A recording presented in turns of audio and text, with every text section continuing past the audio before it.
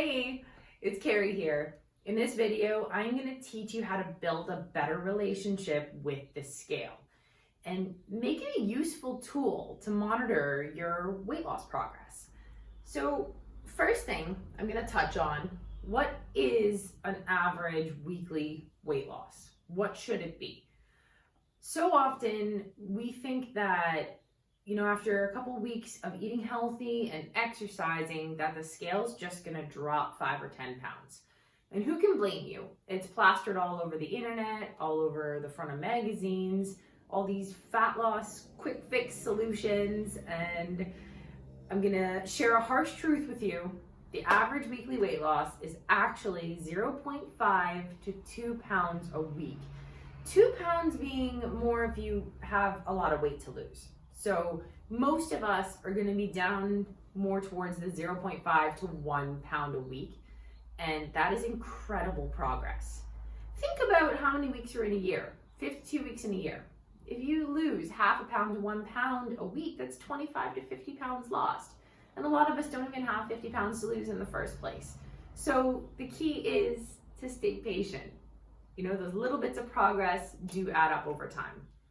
So secondly, the best time of day to weigh yourself is first thing in the morning, after you've gone to the bathroom, before eating or drinking anything, and without any clothes on. Okay, that is going to be your most accurate time. The scale is not an accurate representation of just fat, because our bodies have muscle and tendons and ligaments and organs and oxygen and blood and water and poop and all these other things that make up your total weight. So using the scale as just a way to measure fat can get really discouraging, because it doesn't measure just fat. It measures all those other things too, which is gonna lead me into my third point. The scale is gonna fluctuate. Every single time you see a drop in the scale, it is gonna go back up and it's gonna go back down. It's more of a, you wanna watch the downward trend. It'll be more like this as opposed to a linear drop. Okay, so it'll be kind of like a little squiggly line. And what causes these fluctuations are a variety of factors. Sleep, if you have too much or too little sleep, that can affect how much you weigh. Your stress levels, your carbohydrate intake. Carbs get stored as water inside your body, and when you have an excess amount, you may be holding on to excess water, which can make the scale spike up a bit. This is not fat, okay? It'll go back down again. So carbohydrate intake, your salt intake can affect your weight.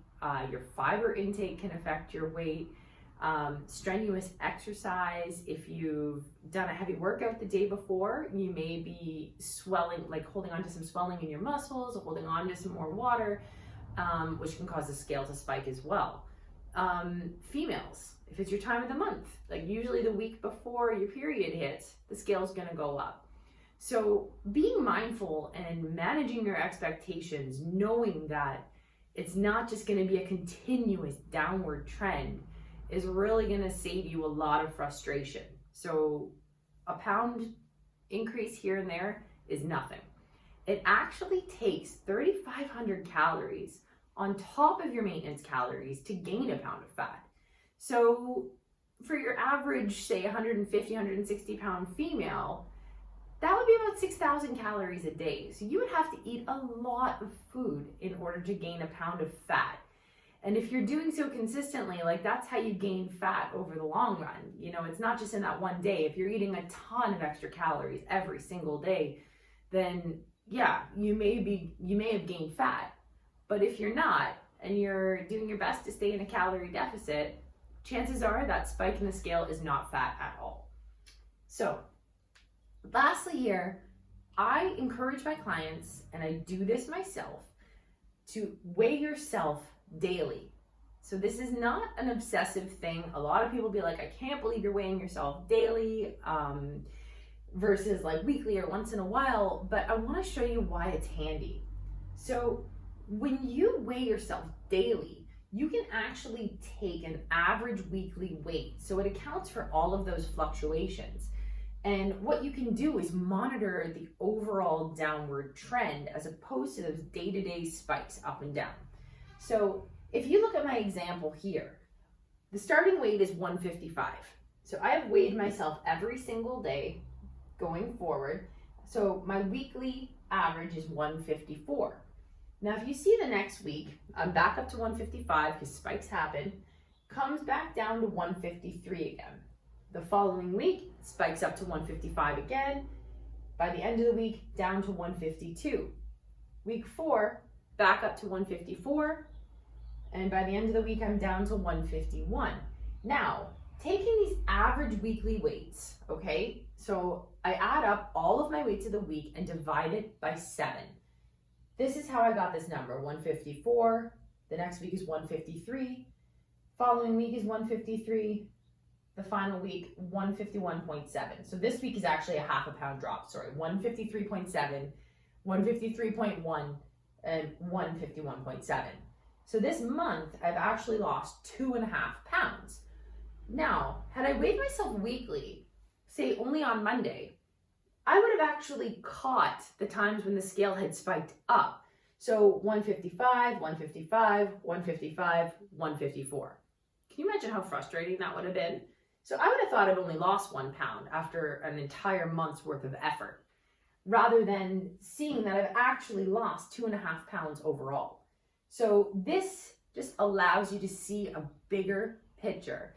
It allows you to anticipate those spikes, see them for what they are, understand that they're not fat gain, and stop feeling so guilty about the scale readings. You know, it's just data. You're just monitoring data. Now, in addition to this, I always encourage you to do measurements and progress photos and measure how much stronger you're getting in the gym or how many more healthy habits you've adopted. These are non-scale victories. These are also important measures in monitoring your progress over the long run. So this is how you use the scale. This is how I've done it for such a long time, and I don't feel frustrated when I step on it anymore, and I don't want you to either. If ever you have any questions, reach out. I'm always here to help. Have a good one.